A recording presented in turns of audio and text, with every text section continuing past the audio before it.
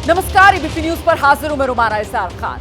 सुबह के 10 बज रहे हैं, वक्त आगे का एजेंडा का। सबसे पहले वो खबरें जिन पर आज देश की नजर है। कौन कौन सी खबरें हैं विस्तार से आपको बताते हैं। मणिपुर को लेकर संग्राम के बीच प्रधानमंत्री मोदी के बयान की बात, जिसमें उन्होंने तीसरे टर्म की बात कह दी है और देश की अर्थव्यवस्था को दुनिया में तीसरे नंबर पर पहुंचाने की गारंटी भी दे दी है अपने तीसरे टर्म में। आपको बताएंगे इस पर विपक्ष क्या कह रहा है। विस्तार से इस खबर पर होगी बात। मणिपुर के मुद्दे पर आज भी संसद में हंगामा बरकरार रहेगा। विपक्ष के सांसदों ने आज काले कपड़े पहनकर विरोध का ऐलान कर रखा है। संसद में आज क्या होगा, इस पर हमारी नजर बनी रहेगी। बात होगी चुनावी राज्य राजस्थान की भी। प्रधानमंत्री मोदी आज सीकर में होंगे। विकास परियोजनाओं का शिलान्यास और उद्घाटन करने वाले हैं। प्रधानमंत्री के पहुंचने से पहले राजनीति राजस्थान में कैसे तेज हो गई है, ये भी आपको बताएंगे। दूसरे चुनावी राज्य मध्य प्रदेश की भी बात होगी। गृह मंत्री अमित शाह ने जीत का मंत्र दिया है मध्य प्रदेश में। कांग्रेस दूसरी तरफ तैयारी क्या कर रही है, यह भी आपको बताएंगे। और आज भी ज्ञानवापी विवाद पर हमारी नजर है। इलाहाबाद हाई कोर्ट आज ये तय करेगा कि ज्ञानवापी परिसर का सर्वे होगा या नहीं। इन तमाम खबरों को लेकर विस्तार से आप तक जानकारी पहुंचाएंगे और शुरुआत इस वक्त की बड़ी खबर से करने जा रहे हैं। अभी की बड़ी खबर आपको बताते हैं। इंडिया विपक्षी दलों का गठबंधन, उसके नेताओं की अहम बैठक है आज। विपक्ष की तरफ से पहले ही फैसला लिया गया था कि आज काले कपड़ों में विपक्षी दलों के संसद पहुंचकर विरोध करेंगे। तो काले कपड़े पहनकर आएंगे विपक्षी सांसद, जिसमें कांग्रेस, आप, जेडीयू, इस तरीके के तमाम विपक्षी दल शामिल हैं। और साथ ही आपको बता दूं, कई विपक्षी दलों की तरफ से आज व्हिप भी जारी की गई है। राज्यसभा में मौजूद रहने के लिए कहा गया है अपने सांसदों को। और इस सब के बीच कांग्रेस के सांसद अधीर रंजन चौधरी से खास बातचीत हमारे सहयोगी जैनेंद्र ने जो आज सुबह की है, वो दिखाते हैं आपको।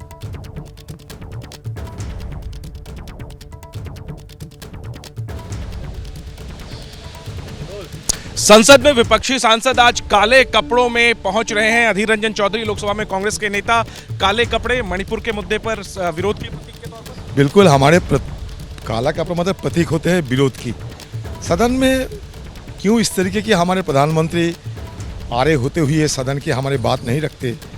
जो हमारी मांग थे, हमारी मांग सदन की नेता नरेंद्र मोदी जी से और देश के प्रधानमंत्री नरेंद्र मोदी जी से ही हम रखे थे कि सदन में आके मणिपुर की मुद्दा पे दो लोग बात करें और चर्चा शुरू कर दे, लेकिन कोई बात नहीं सुनने। नो कॉन्फिडेंस मोशन एक्सेप्ट तो हो गया, फिर क्यों आज काले कपड़े ना एब्सेंट हो गया, लेकिन चर्चा कब होगी? हम तो चाहते हैं आज ही से शुरू हो, क्योंकि हमारा तो मुद्दा मेन रहेगा मणिपुर। तब मणिपुर की चर्चा अगर ढाई महीने 2 महीने बाद हो, क्योंकि स्पीकर साहब के पास 10 दिन की समय है। मैं स्पीकर साहब को विरोध नहीं करते, लेकिन स्पीकर साहब जो नियमों के मुताबिक स्पीकर साहब क्या करते हैं, लीडर ऑफ द हाउस, मतलब प्रधानमंत्री से बात करके समय तय करते हैं। मुझे लगता है प्रधानमंत्री समय नहीं दे पा रहे हैं, तो इसलिए हमारा ये विरोध की मतलब ये होता है कि प्रधानमंत्री समय निकाले और हाँ कह दे और चर्चा शुरू हो। मणिपुर और साथ साथ देश की आम लोगों को ये संदेश भेजा जाए कि हम शांति की दूत है, देश में शांति बहाल हो, मणिपुर में शांति बहाल हो। इसीलिए हम तरफदारी करने, इसीलिए हम पैरोवी करने सदन में आए हैं। एक तरफ नो कॉन्फिडेंस मोशन, दूसरी तरफ पीएम कह रहे हैं कि तीसरा टर्म मिलेगा। और वो अलग बात है, पीएम की 30 से क्यों 3000 टर्म मिल सकते, वो अलग बात है, लेकिन मणिपुर की बात अलग है। तो अधीर रंजन चौधरी की तरह ही विपक्ष के तमाम सांसद, जो विपक्षी गठबंधन है इंडिया, उसके तमाम सांसद काले कपड़ों में पहुंच रहे हैं और काले कपड़े पहनकर एक तरीके से सरकार के सामने विरोध दर्ज कराने की कोशिश। मणिपुर के मुद्दे पर लगातार विपक्ष जो है वो हमलावर है और प्रधानमंत्री से बयान की मांग कर रहा है। सदन में मणिपुर के मुद्दे पर चर्चा की मांग कर रहा है। तो अधीर रंजन चौधरी को सुन रहे थे आप। कह रहे हैं काला रंग विरोध का प्रतीक, और इसी वजह से विपक्ष ने तय किया है कि आज काले कपड़े पहनकर संसद पहुंचेंगे और इस सरकार के खिलाफ आवाज बुलंद करेंगे कि मणिपुर के मुद्दे पर यह सरकार चर्चा नहीं करवा रही। तो एक तरफ विपक्ष मोदी सरकार के खिलाफ ये अविश्वास वाला मोर्चा खोलकर बैठ गया है, और वहीं प्रधानमंत्री नरेंद्र मोदी ने 2024 के लिए विपक्ष की कोशिशों और तैयारियों को करारा जवाब दिया है। प्रधानमंत्री ने नई दिल्ली के प्रगति मैदान में बने नए इंटरनेशनल कन्वेंशन सेंटर के उद्घाटन के मौके पर साफ कर दिया कि तीसरा टर्म यानी 2024 में मोदी सरकार की ही वापसी होने वाली है। कि हमारे पहले टर्म की शुरुआत में भारत वर्ल्ड इकोनॉमी में 10वें नंबर पे था। जब मुझे आप लोगों ने काम दिया तो हम अब 10 नंबर ही थे। दूसरे टर्म में आज भारत दुनिया की 5वीं सबसे बड़ी इकोनॉमी है।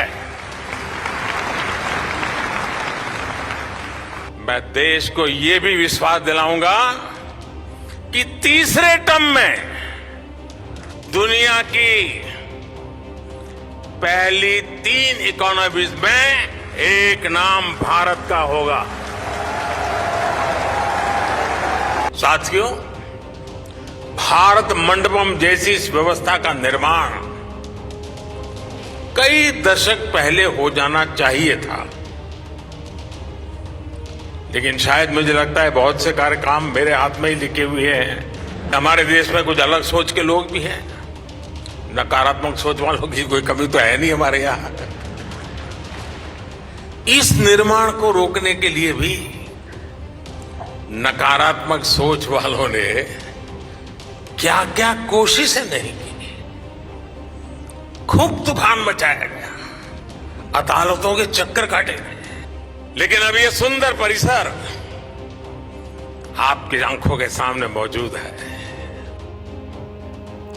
तो पक्ष विपक्ष में छिड़े इस आर पार पर चर्चा करने के लिए हम सीधे आपको लेकर चलते हैं। मेरे साथ मेरे 2 सहयोगी इस वक्त मौजूद हैं। आप देख सकते हैं नीरज पांडे हमारे साथ जुड़ रहे हैं और साथ ही जैनेंद्र। सबसे पहले जैनेंद्र से जान लेते हैं विपक्ष की तरफ से आज सरकार की घेराबंदी को लेकर क्या है तैयारी। जैनेंद्र। बिल्कुल रोमाना, देखिए एक तो लोकसभा में नो कॉन्फिडेंस मोशन जो है वो मूव किया जा चुका है, उस पर चर्चा कब होगी इस पर नजरें हैं। वहीं दूसरी तरफ राज्यसभा में जो है वो व्हिप जारी किया हुआ है कांग्रेस ने और तमाम विपक्षी दलों ने। दिल्ली सरकार के ट्रांसफर पोस्टिंग से जुड़े हुए जो ऑर्डिनेंस का मसला था उसके मद्देनजर तो एक तो केंद्र का ऑर्डिनेंस जो बिल के रूप में आ रहा है उसके मद्देनजर व्हिप जारी किया हुआ है। वहीं दूसरी तरफ मणिपुर के मुद्दे पर लगातार हमलावर रुख जो है विपक्ष का कायम रहेगा। आपने देखा अधीर रंजन चौधरी को काले कपड़ों में संसद पहुंचे हैं, इसी तरीके से तमाम विपक्षी सांसद आज काले कपड़ों में नजर आएंगे। आज भी हमलावर रहेंगे, प्रधानमंत्री के बयान की मांग और दोनों सदनों में चर्चा की मांग मणिपुर के मुद्दे पर करते रहेंगे। और एक अहम फैसला, इस वक्त विपक्षी दलों की बैठक चल रही है, एक अहम फैसला ये आज ऐलान हो सकता है कि इस शनिवार को हफ्ते के आखिर में विपक्षी सांसदों का डेलीगेशन यानी प्रतिनिधिमंडल जो है वो मणिपुर जा सकता है। इसका आधिकारिक ऐलान जो है वो आज विपक्षी दलों की बैठक के बाद किया जा सकता है। ठीक है, आप नजर बनाकर रखेगा, मैं लौटूंगी आपके पास जल्दी से। नीरज पांडे का रुख करते हैं। नीरज, जो तेवर हैं वो विपक्ष के तीखे लगातार बने हुए हैं और आगे भी बने रहेंगे, इसके संकेत विपक्ष की तरफ से दिए जा रहे हैं। काले कपड़े पहनकर आज विरोध में संसद पहुंचेंगे विपक्षी सांसद। ऐसे में सरकार ने आज के लिए कोई नई रणनीति तय की है क्या?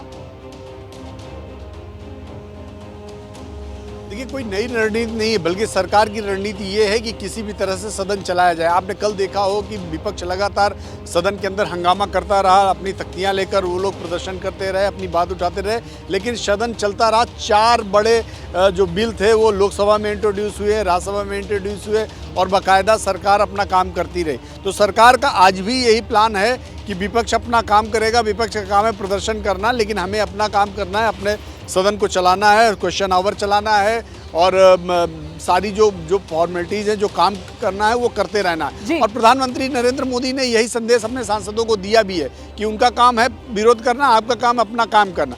अब देखना ये है कि 2 महत्वपूर्ण बातें हैं, एक दिल्ली पर अध्यादेश और दूसरा जो है जो अविश्वास प्रस्ताव पर चर्चा, जो इस हफ्ते ना होकर संभावना इसकी यही है कि अगले हफ्ते होगी, यानी सोमवार को दिल्ली का अध्यादेश आएगा, तब देखने लायक होगा और उसके बाद अविश्वास प्रस्ताव की जो तिथि तय होगी वो महत्वपूर्ण होगी। तो इन दोनों तिथियों में बहुत महत्वपूर्ण चीजें आने वाली हैं और उस समय सरकार और विपक्ष में तीखी प्रतिक्रियाएं देखने को मिलेगी। जी, कुल मिलाकर अब नजर टाइमिंग पर रखने की है कि आखिरकार कब दिल्ली वाला अध्यादेश कानून बनाने के लिए सदन में रखा जाता है सरकार की तरफ से, कब अविश्वास प्रस्ताव जो विपक्ष की तरफ से रखा गया है उस पर चर्चा का दिन समय तय किया जाता है सत्ता पक्ष की तरफ से। बहुत शुक्रिया आपका फिलहाल इस तमाम जानकारी के लिए। जल्दी से आगे बढ़ते हैं, बात जरा चुनावी राज्य राजस्थान की कर लेते हैं। आज प्रधानमंत्री नरेंद्र मोदी राजस्थान के सीकर पहुंचने वाले हैं, लेकिन पीएम के पहुंचने से पहले राजनीतिक विवाद शुरू हो चुका है। मुख्यमंत्री हैं राजस्थान के अशोक गहलोत, आरोप लगा रहे हैं उन्हें प्रधानमंत्री के कार्यक्रम में जो संबोधन का कार्यक्रम था उसे हटा दिया गया है। मतलब उनका भाषण प्रधानमंत्री नरेंद्र मोदी वाले कार्यक्रम में अब नहीं होगा। पीएमओ की तरफ से जवाब दिया गया, ट्वीट करके ये जानकारी दी गई। गहलोत को न्योता दिया गया लेकिन उनके दफ्तर ने इनकार कर दिया। ये इस वक्त की बड़ी खबर। गहलोत का आरोप है कि पीएमओ ने मेरा संबोधन हटा दिया। पीएमओ की तरफ से जवाब दिया जा रहा है कि गहलोत को न्योता दिया गया। तो ये आर पार एक तरीके से इस पूरे मामले पर छिड़ता हुआ कि प्रधानमंत्री नरेंद्र मोदी जब सीकर में मौजूद होंगे राजस्थान के, वहां उस सरकारी कार्यक्रम में बतौर मुख्यमंत्री राजस्थान के जो अशोक गहलोत का संबोधन होना चाहिए था वो संबोधन नहीं है।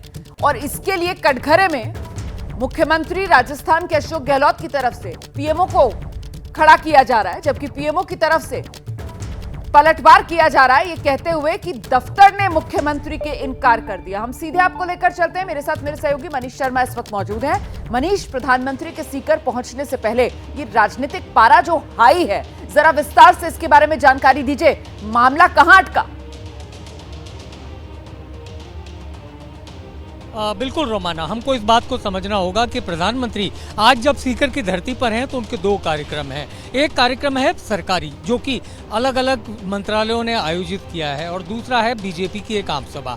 ये विवाद शुरू हुआ है प्रधानमंत्री के सरकारी कार्यक्रम को लेकर के कुछ घंटे पहले मुख्यमंत्री अशोक गहलोत ने ट्वीट किया कि वो प्रधानमंत्री का स्वागत करना चाहते थे। 3 मिनट का समय पहले प्रधानमंत्री कार्यालय ने उनको दिया था लेकिन बाद में उसको हटा दिया गया। अब मैं अपनी मांगे, यानी मुख्यमंत्री अशोक गहलोत ने 5 अलग अलग मांगे प्रधानमंत्री से की हैं। इसके तुरंत बाद प्रधानमंत्री कार्यालय से यह स्पष्टीकरण आया कि अगर वो फिजिकली यानी भौतिक रूप से अगर मुख्यमंत्री आते तो उनका स्वागत है, लेकिन वर्चुअली प्रोटोकॉल के लिहाज से मुख्यमंत्री को अनुमति नहीं दी जा सकती। लेकिन खास बात यह है कि मुख्यमंत्री अशोक गहलोत के दोनों पैरों में फ्रैक्चर है और इन दिनों उन्होंने अपनी तमाम गतिविधियों को सीमित किया हुआ है। अब मुख्यमंत्री अशोक गहलोत की ओर से कहा जा रहा है कि एक बार पहले भी यानी कुछ महीने पहले जब प्रधानमंत्री ने दिल्ली मुंबई कॉरिडोर का शिलान्यास किया था उस वक्त मुख्यमंत्री अशोक गहलोत वर्चुअली प्रधानमंत्री के कार्यक्रम से जुड़े थे। यानी कि दोनों तरफ से अपनी अपनी दलीलें दी जा रही है। लेकिन सबसे बड़ी बात होती है प्रोटोकॉल। अगर किसी भी राज्य में देश का प्रधानमंत्री जाता है तो उस जगह पर मुख्यमंत्री की मौजूदगी को ये माना जाता है कि सरकारी कार्यक्रम में खुद ब खुद जरूरी होती है। ऐसे में ये तो तय है कि मुख्यमंत्री अशोक गहलोत खुद व्यक्तिगत रूप से उस कार्यक्रम में जा नहीं रहे थे। वर्चुअली वो 3 मिनट का संदेश देना चाहते थे। पीएमओ ने 3 मिनट का समय दिया लेकिन बाद में प्रोटोकॉल का हवाला देकर उस 3 मिनट के समय को वहां से हटा दिया गया। अब इसी मुद्दे को लेकर के राजनीति गरमा रही है और ये कहा जा सकता है इससे भी बड़ी बात आज रोमाना जो सबसे अहम होगी, क्योंकि लाल डायरी राजस्थान की सियासत में एक लाल डायरी अहम है, तो हम कह सकते हैं कि प्रधानमंत्री भी हो सकता है सीकर की धरती पर आज उस लाल डायरी का जिक्र करके राजस्थान की गहलोत सरकार को घेरने की पूरी कोशिश भी करें। चुनावी राज्य है राजस्थान, सियासी पारा हाई है राजस्थान में और ऐसे में इस चुनावी माहौल में जब संबोधन होगा प्रधानमंत्री नरेंद्र मोदी का तो जाहिर सी बात है भ्रष्टाचार के मुद्दे पर बोलने से कभी प्रधानमंत्री नरेंद्र मोदी चूकते नहीं है और ऐसे में लाल डायरी वाले हमले करके राजस्थान सरकार की घेराबंदी यकीनन आज देखने के लिए मिलेगी प्रधानमंत्री के संबोधन में। आगे बढ़ते हैं, बात कर लेते हैं गृहमंत्री अमित शाह की। मिशन मध्य प्रदेश पर हैं अमित शाह। मध्य प्रदेश में चुनाव तैयारियों पर बड़ी बैठक उन्होंने की। भोपाल में अमित शाह की बैठक 4 घंटे चली। पिछले 15 दिन में अमित शाह दूसरी बार मध्य प्रदेश को लेकर ये बड़ी बैठक कर रहे हैं। टिकट बांटने के फॉर्मूले पर विचार किया गया इस बैठक में, ये जानकारी सामने आई है। सूत्र बता रहे हैं 16 लोगों की एक समिति है, उसे बनाने पर भी चर्चा की गई है। तो टिकट के फॉर्मूले पर चर्चा की गई है, एक समिति के गठन की बात की गई है। 16 लोगों के प्रबंधन कमेटी जिसका गठन किया जा सकता है। भोपाल में अमित शाह ने 4 घंटे तक मंथन किया है। हम सीधे आपको लेकर चलते हैं, मेरे साथ मेरे सहयोगी ब्रजेश राजपूत इस वक्त मौजूद है। ब्रजेश, जिस तरीके से मध्य प्रदेश को लेकर पिछले 15 दिन में ये दूसरी बड़ी बैठक अमित शाह कर रहे हैं, कुल मिलाकर ये कहना तो गलत नहीं होगा कि मध्य प्रदेश को लेकर चुनावी रणनीति की बागडोर खुद अमित शाह ने अपने हाथ में ले लिया। बिल्कुल रोमाना, यही कहेंगे हम। पिछली बार जब बैठक हुई थी तो बैठक में से जो परिचित निकल के आए थे। जब मैंने उनसे पूछा था बैठक का लब्बो-लुआब क्या रहा, तो उनका यही कहना था कि मध्य प्रदेश अब केंद्र शासित प्रदेश हो गया है। यानी कि केंद्रीय दल है या केंद्रीय नेता हैं, उन्होंने उस मध्य प्रदेश चुनाव की बागडोर अपने हाथ में ले ली। तब मध्य प्रदेश में जो कुछ भी चुनाव रिलेटेड फैसले लिए जाएंगे उसमें मध्य प्रदेश के नेताओं का दखल एकदम नहीं होगा। सब कुछ ऊपर से ही तय हो गया और यही वजह है कि 15 दिन में 2 बार अमित शाह आए और दोनों बार उन्होंने दिन भर अपने दिल्ली के प्रोग्राम निपटाए और रात में यहाँ आए और यहाँ आके तकरीबन 4-4, 5-5 घंटे मीटिंगें ली हैं पीछे बीजेपी दफ्तर पर और उसके बाद फिर रवाना हुए हैं। तो जैसा कि अमित शाह का काम करने का तरीका है कि वो आते हैं और अपने साथ 2 बड़े चुनाव प्रभारियों को लेकर आते हैं। कल भी जब वो यहाँ आए तो उन्होंने पूछा कि पिछली मीटिंग में जो कुछ हम लोग लक्ष्य तय किए थे उसमें कहाँ तक बात पहुँची। जो विजय संकल्प, जो हर बार जो चुनाव के पहले जन आशीर्वाद यात्रा निकलती है, इस बार उन्होंने कहा नहीं, विजय संकल्प यात्रा निकलेगी। विजय संकल्प यात्रा कैसे निकलेगी, क्या रूट्स होंगे, जो कमेटियाँ बनी हैं चुनाव प्रबंधन की, उन कमेटियों में कौन कौन लोग होंगे, उन नामों को तय कर लिया गया है। तो बहुत कुछ फैसले कर लिए गए हैं जो आने वाले दिनों में जनता के सामने आएंगे। मगर कुल मिला के अमित शाह ने पूरे चुनाव के सूत्र अपने हाथ में ले लिए हैं। उसकी वजह भी यही है कि मध्य प्रदेश में चुनाव बीजेपी कांग्रेस के बीच फंसा हुआ है। पिछले बहुत चुनाव शुक्रिया में ब्रजेश, फिलहाल इस तमाम अपडेट के लिए। आगे जैसे ही कोई और जानकारी होगी दर्शकों तक पहुंचाएंगे आपके जरिए। ज्ञानवापी में एएसआई सर्वे होगा या नहीं, इस पर इलाहाबाद हाईकोर्ट में आज भी सुनवाई है। कल लंबी बहस और दावों के बाद सुनवाई आज एक बार फिर से होनी है। आपको बता दें, कल हाईकोर्ट की तरफ से आज दोपहर 3:30 बजे तक के लिए एएसआई के सर्वे पर रोक लगाई गई थी। इससे पहले सुप्रीम कोर्ट की तरफ से 26 जुलाई बुधवार शाम 5 बजे तक के लिए रोक लगाई गई थी। उसी को कल इलाहाबाद हाईकोर्ट ने बढ़ाते हुए आज दोपहर 3:30 बजे तक के लिए कर दी थी मियाद। हम सीधे आपको लेकर चलते हैं, मेरे साथ मेरे सहयोगी अभिषेक उपाध्याय इस वक्त मौजूद हैं। जरा जानते हैं अभिषेक उपाध्याय से, आज सुनवाई कब शुरू होगी अभिषेक? देखिए रोमाना, जो जैसा कि अभी आपने बताया 3:30 बजे का समय है। कल चीफ जस्टिस ने ये खुद कहा कि 3:30 बजे से वो सुनवाई करेंगे इस मामले की और तब तक के लिए स्टे है, यानी कि सर्वे का काम आज भी नहीं होगा। सबसे अहम बात ये है कि एक एफिडेविट दाखिल किया था एएसआई ने कल और जो दूसरा पक्ष है उसने ये कहा कि उसे एफिडेविट को देखना है एक बार। तो आज वो एफिडेविट देख करके आएंगे और उसके बाद कोर्ट के सामने दलीलें रखी जाएंगी। सारी जो अभी बहस का दारोमदार है रोमाना, वो इस पर आके टिक गया है कि एएसआई का जो सर्वे अगर वो होता है तो क्या उससे इमारत को कोई क्षति पहुंचेगी या नहीं पहुंचेगी। इसमें एक मुद्दा सॉइल टेस्टिंग का भी आ गया है, चूंकि एएसआई ने यह भी कह दिया है कि बहुत कुछ सॉइल, जो जमीन कैसी है उस पर भी निर्भर करेगा। तो आप यूं समझ लीजिए कि जो वैज्ञानिक आधार हैं, वो वैज्ञानिक आधार आज की सुनवाई का एक अहम पहलू होने जा रहे हैं। बहुत शुक्रिया आपका इस तमाम जानकारी के लिए। नजर बनाकर रखिएगा, जैसे कोई अपडेट आएगा फौरन दर्शकों तक पहुंचाएंगे।